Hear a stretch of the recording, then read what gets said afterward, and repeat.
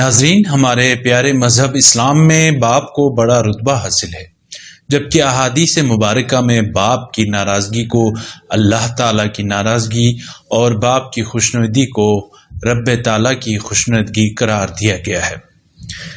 باپ کی عظمت کا پاس رکھتے ہوئے اس کی اطاعت، فرما برداری، خدمت اور تعظیم کر کے رضا حاصل کی جائے تو اللہ پاک کی طرف سے دین و دنیا دونوں کی کامیابیاں، سعادتیں اور جنت کے بے شمار نعمتیں نصیب ہو سکتی ہیں۔ ایک مشہور واقعہ روایت کیا جاتا ہے کہ ایک بار ایک شخص نبی کریم صلی اللہ علیہ وآلہ وسلم کی خدمت میں حاضر ہوا اور شکایت کی کہ میرے والد نے میرا سب مال لے لیا ہے۔ نبی کریم صلی اللہ علیہ وآلہ وسلم نے ارشاد فرمایا کہ اپنے والد کو بلا کر لاؤ۔ اسی وقت جبرائیل علیہ السلام تشریف لائے اور عرض کیا، اے اللہ کے رسول صلی اللہ علیہ وآلہ وسلم، جب اس لڑکے کا والد آ جائے تو آپ صلی اللہ علیہ وآلہ وسلم اس سے پوچھیں کہ وہ کلمات کیا ہیں جو اس نے دل میں کہے ہیں اور اس کے کانوں نے ابھی ان کو نہیں سنا۔ جب وہ نوجوان اپنے والد کو لے کر آیا تو نبی کریم صلی اللہ علیہ وآلہ وسلم نے فرمایا، آپ کا بیٹا آپ کی شکایت کرتا ہے، کیا آپ چاہتے ہیں کہ اس کا مال چھین لیں؟ والد نے عرض کی، یا رسول اللہ صلی اللہ علیہ وآلہ وسلم، آپ اسی سے پوچھ لیں کہ میں اس کی پھوپھی، خالہ یا اپنے نفس کے سوا کہیں خرچ کرتا ہوں؟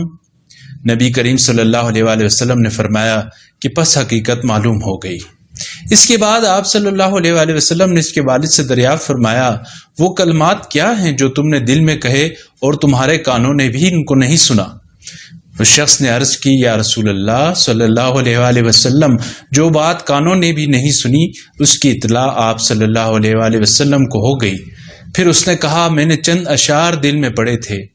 نبی کریم صلی اللہ علیہ وآلہ وسلم نے فرمایا، وہ اشعار ہمیں بھی بتاؤ۔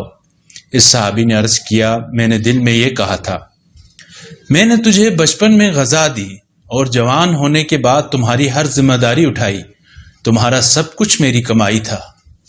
جب کسی رات تمہیں کوئی بیماری پیش آئی تو میں نے رات نہ گزاری مگر سخت بیداری اور بے قراری کے عالم میں، مگر ایسے جیسے کہ بیماری تمہیں نہیں مجھے لگی ہوئی ہے، جس کی وجہ سے تمام شب روتے ہوئے گزار دیتا۔ میرا دل تمہاری ہلاکت سے ڈرتا رہا، اس کے باوجود کہ میں جانتا تھا کہ موت کا ایک دن مقرر ہے۔ جب تو اس عمر کو پہنچ گیا تو پھر تم نے میرا بدلہ سخت روئی اور سخت گوئی بنا لیا، گویا کہ تم ہی مجھ پر احسان و انعام کر رہے ہو۔ اگر تم سے میرا حق ادا نہیں ہو سکتا تو کم از کم اتنا ہی کر لیتے جیسا ایک شریف پڑوسی کیا کرتا ہے۔ تو نے مجھے کم از کم پڑوسی کا حق ہی دیا ہوتا، میرے ہی مال میں سے مجھ سے بخل سے کام نہ لیا ہوتا۔ نبی کریم صلی اللہ علیہ وآلہ وسلم نے جب یہ سنا تو بیٹے کو فرمایا کہ تو اور تیرا مال سب تیرے باپ کا ہے۔ دیکھیے کہ اولاد کے ستائے باپ کے دل سے نکلے الفاظ کس طرح عرش الہی تک پہنچے اور رحمت الہی جوش میں آ گئی۔ اولاد کی بہترین تعلیم و تربیت کی غرض سے والد کا کردار سخت ضرور ہوتا ہے، مگر والد کی سختی، نگہداشت اور آنکھوں کی تیزی سے اولاد کو منمانیاں کرنے کا موقع نہیں ملتا۔ اولاد یہ نہیں جانتی کہ اس کے والد کو گھر چلانے اور تعلیم و تربیت کا مناسب اہتمام کرنے کے لیے کتنے پاپڑ بیلنے پڑتے ہیں۔ وہ باپ ہی ہوتا ہے جو اپنے اہل و عیال اور اولاد کو پانے کے لیے خود بھوکا رہ کر یا روکھی سوکھی بھی کھا کر گزارا کر لیتا ہے، لیکن پوری کوشش کرتا ہے کہ اس کے بچوں کو اچھا کھانا پینا، لباس، تعلیم اور تربیت میسر ہو۔ معاشرتی طور پر اولاد کی ترقی و کامیابی کے لیے باپ سے زیادہ مخلص کوئی اور ہو ہی نہیں سکتا۔